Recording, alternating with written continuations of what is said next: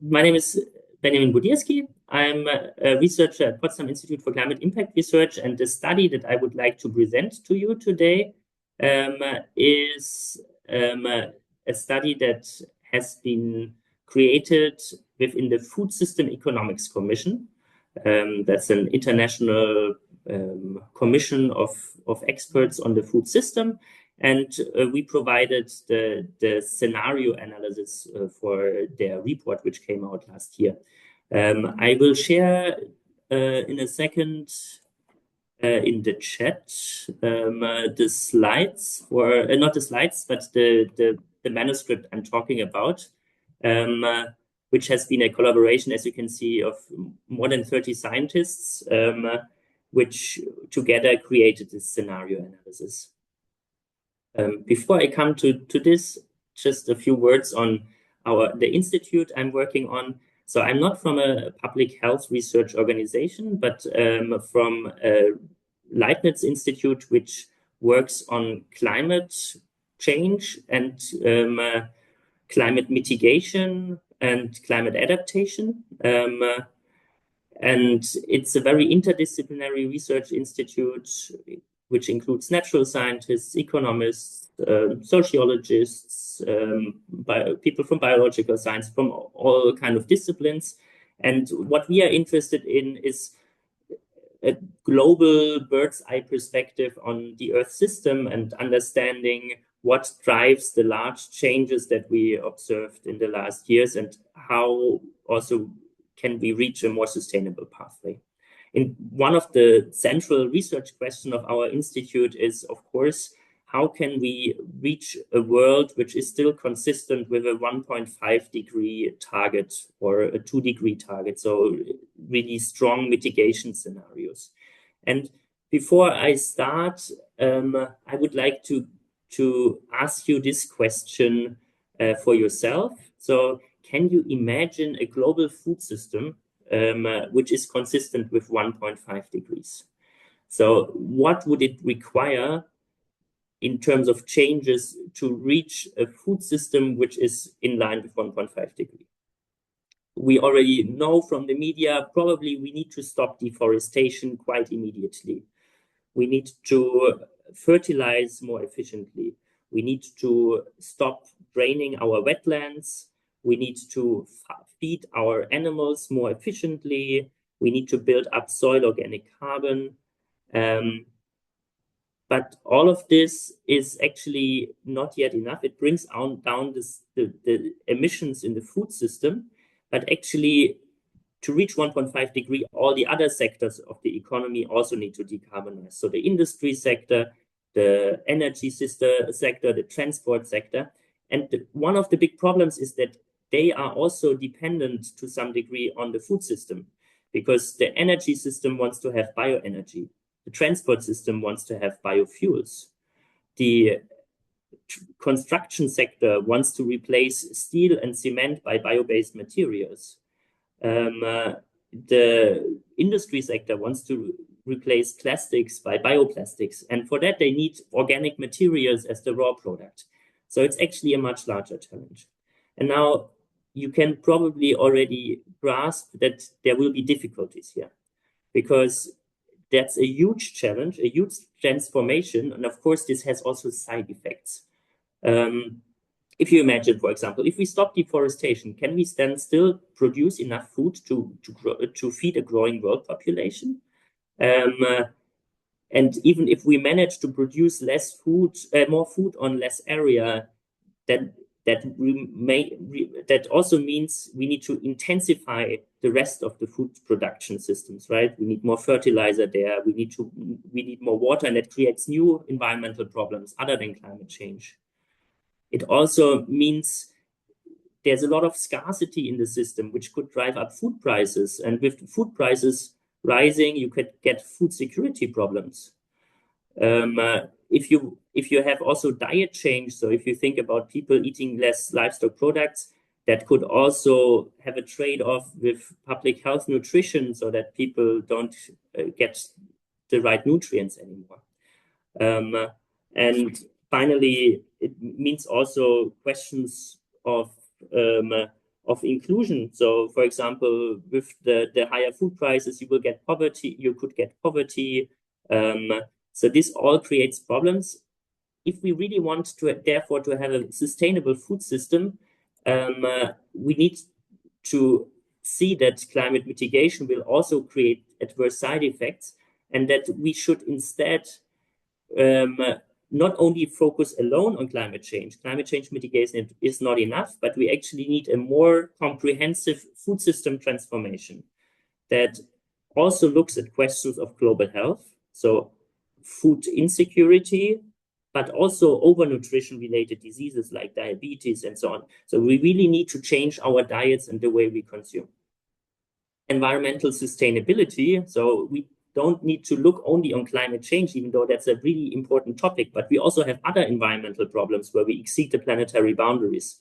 Nitrogen pollution, water use, land use, plastics, and so on. And we have to do this in a socially inclusive way. So without rising poverty levels, also creating livelihoods in agriculture. So that's really a big, complex challenge. So what we actually need, in my opinion, quite urgently, is a vision of how such a world would look like. It's such a world which is actually so different from the world we are living in today. And this vision is very important for several reasons. It's important because it helps us create strategies to solve the problem. We need kind of intermediate targets for policymakers to know, okay, by the year 2030, we need to be there. How much does the livestock sector need to change? What's the contribution of the energy sector? What's the contribution of the transport sector, and so on? And we also need these kind of visions for individuals, right? Because if you want to make a life decision like, what should I study? Should I become a farmer? Should I become a public health researcher, a global health researcher? You need to also know where the world is going and what might be important in the future. Same for the industry, they need to make investment decisions. Do I build a new fertilizer plant, and so on? So for all these kind of questions, such a vision would be extremely helpful. Now, the problem is who can come up with such a vision? Naturally, it would be the task of policymakers to come up with such a vision. But there we have the problem that this vision creation is so complex, and it should not be wishful thinking, right? A vision should be also feasible and possible. So that becomes very complex for policymakers to do themselves. So we thought, okay, maybe it's also a job for science to come up with such a vision, even though we are aware that this is always a bit of a difficult thing because we don't want to be policy prescriptive, right? So we want to see what I'm presenting here as more a contribution to a debate that should be with the whole society about how a world we want to live in should look like or could look like. And this is all up for discussion as well. But as I said, it's very helpful, very needed, very for transforming our society in a positive way. And the problem, as I said, it's a very complex endeavor. And too complex, I would say, for the mind of a researcher even. So what we need is actually, in my opinion, computer systems that help us with creating such a vision. And that's what we are doing here. Our scenario analysis is based on quite complex computer models that were, of course, programmed by scientists. And there are several advantages of this using computer models to come up with such visions, not because they are more intelligent than us, but because they are actually a very helpful tool to structure our thoughts and to collaborate with each other. Because in basically these computer models, they are systems of equations, and we can work collaboratively on them. I can write down equations and my colleagues can test on it. And as I said, this study here was conducted by 30 people. That is only possible via such systems like a joint computer code, because then everybody can focus on different parts of the code, and this all becomes one big tool. Yeah, I want to present you shortly how such a model looks like.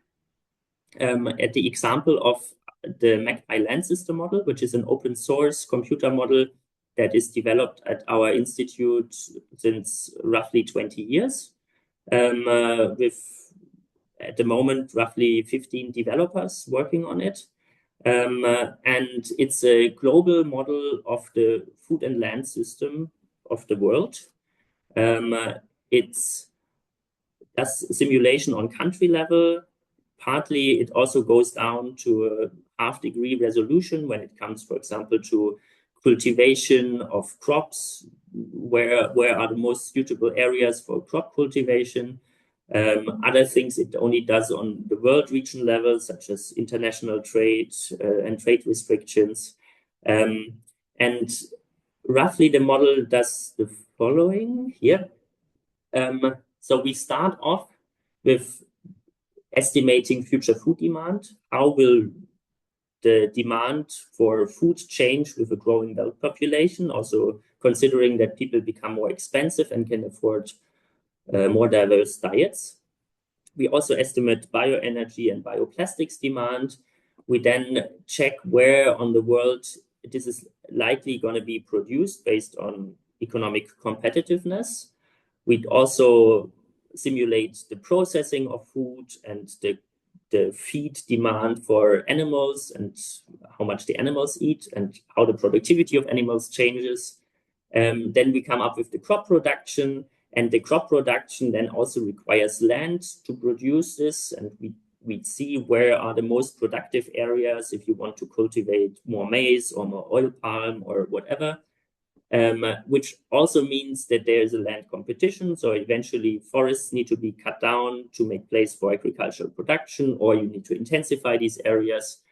And you intensify this, for example, via fertilization, adding nutrients like nitrogen or phosphorus or water to the fields. And finally, this also creates pollution like CO2 emissions, ammonia emissions, and so on. And this is a whole integrated system. So we can also check, for example, what happens if you price CO2 emissions. What are the implications of that on land use? Then you suddenly stop deforestation, or on international trade, where you then see that certain regions become more or less competitive. So that's roughly our model. And this model is then embedded into a larger set of models. So it's a coupling of one big model with several other big models. One model is on the energy system, doing long-term projections for how the future of the energy system looks like, and looking in particular there at the bioenergy demand, which is important for us. We couple it to a climate change model where we can simulate, based on the emissions from the food system and from the energy system, how much decreased global warming do we get. We can then also simulate what is global warming, what the implications of this are on the cultivation of crops using a vegetation model. And we also use a public health, a dietary health model to see how the diets that people eat change their risk factors to get specific diseases such as diabetes, and how many people die of diet-related health problems. Finally, we also look what the food prices do to the distribution of income within societies. How much does poverty rise or decrease? Now, I want to show you a few results of this. So first, in order to make this overall assessment, we thought we look at 15 core indicators of the food system. 3 of them are health related. Then we have some environmental indicators. We have some indicators for inclusion and some for the economy. Let's first start with underweight.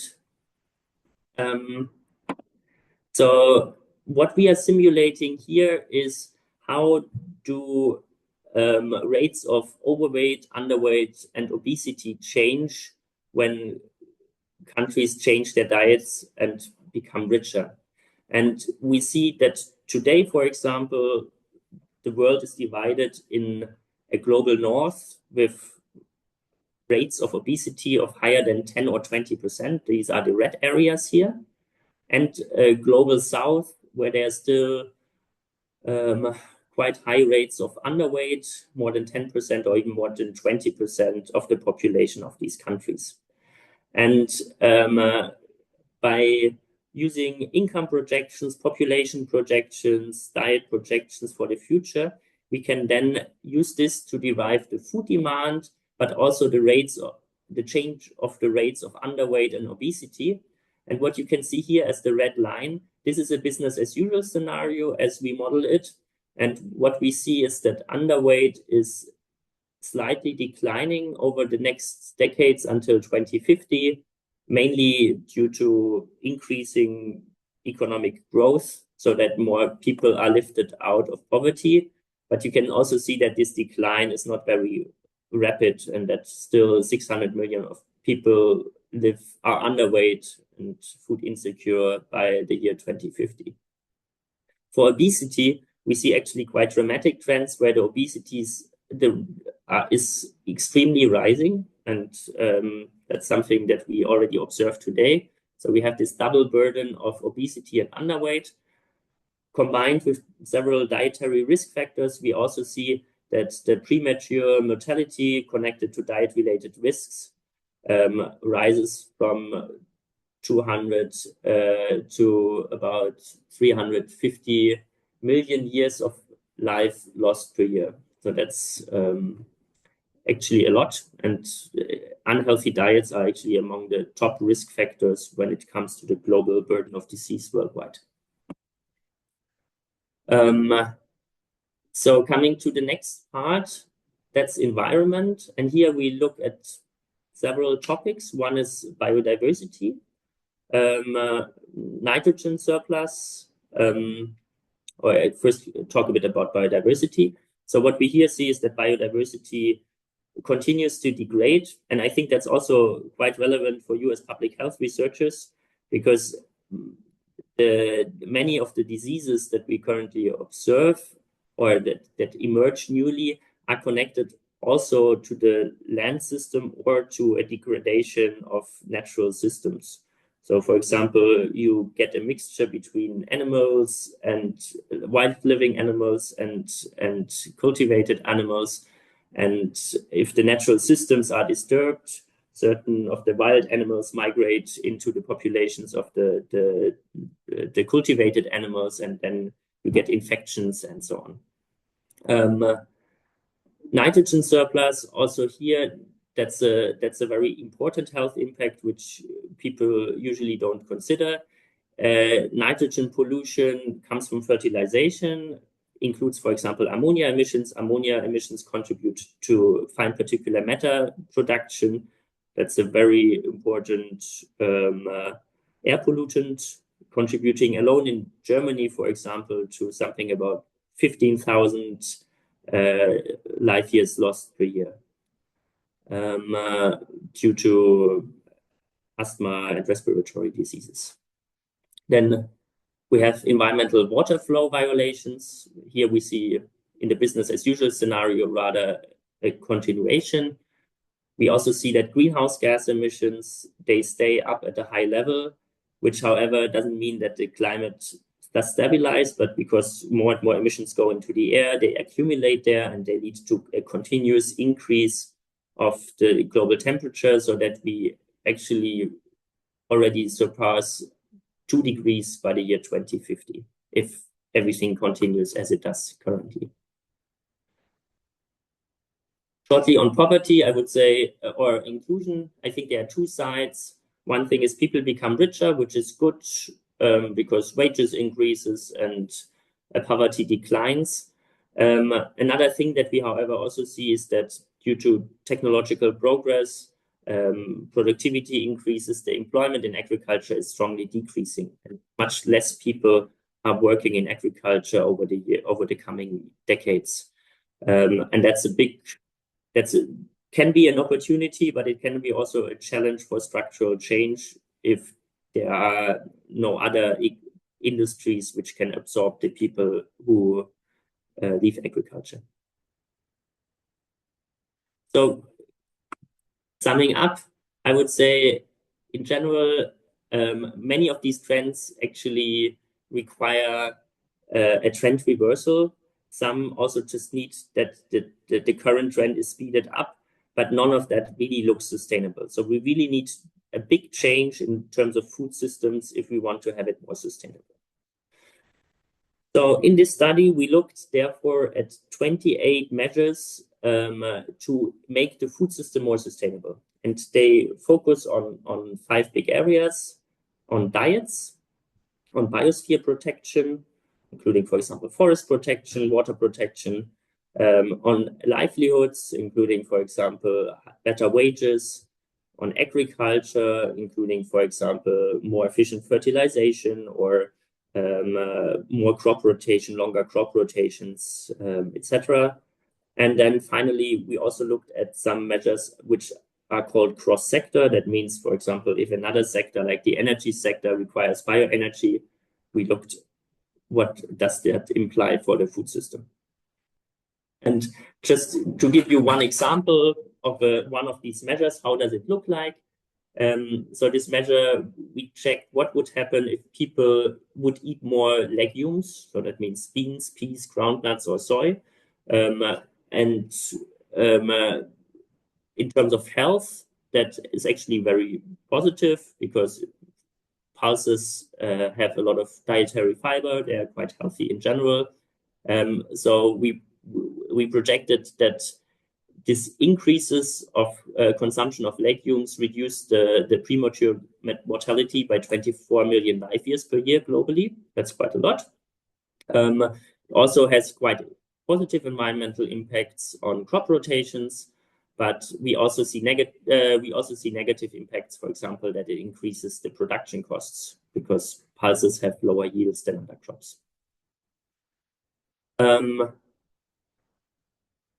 Just another example to show you what we did.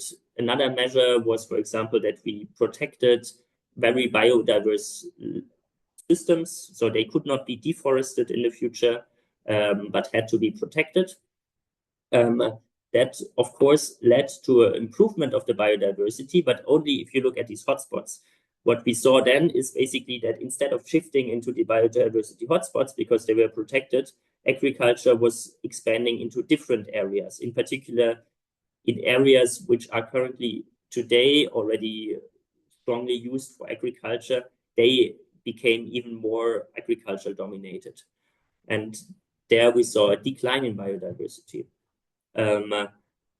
We also saw that land scarcity increases, and that increases the food prices, which then led to an increase of poverty. We saw the positive effect that it reduced CO2 emissions, and of course that it improves the biodiversity. But as you can see, the outcome was actually quite mixed. And this is actually the same what we observed for many of these measures. I will now not go into this because of the time. But what you can see here, you don't need to check the numbers, but just roughly, we have the 28 measures here that we analyzed, which should make the food system more sustainable. And then we have the 15 indicators that I mentioned before, like underweight, obesity, and so on. And whenever you see a green box here, that means there are positive outcomes. Whenever you see a red outcome, for example here, that means the effect is negative. So for example, if you eat less meat, that means we have quite positive impacts on, we have some positive, slightly positive impacts on health. We have positive impacts on several environmental indicators, but what we see is a big decline in agricultural employment because a lot of people work in producing feed and livestock products. So that makes it a bigger challenge to transform the society. So what you can see in general, just looking at this picture, is that there's not a single measure which only has green impacts. So it's always a mix between positive impacts for some indicators and negative impacts for some others. So unfortunately, there's nothing like a silver bullet, which if you do it, improves everything. But there's always upsides and downsides to each individual measure. That makes it, of course, very complicated. But there's also a very positive outcome. So if you combine all the measures, all the 28 measures, then you see actually that you get a very positive outcome overall. And the reason for that is that many of the negative side effects of one measure are compensated by the positive impacts of another. So, for example, you have less employment due to diet change, but you have more employment due to mitigation and bioenergy cultivation, for example. And these effects then partly cancel out. The only thing that we still see is all indicators improve except for one, which is agricultural employment, where we see really a fast and big decline in the future. So just showing you again this line diagram. And here now this line here describes the transformation pathway when we do all these 28 measures to improve the food system.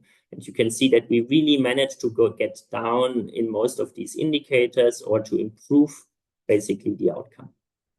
We see also, for example, this would be a world which is really consistent with a 1.5 degrees scenario by the year 2050, and where the premature mortality is really strongly reduced compared to the business as usual.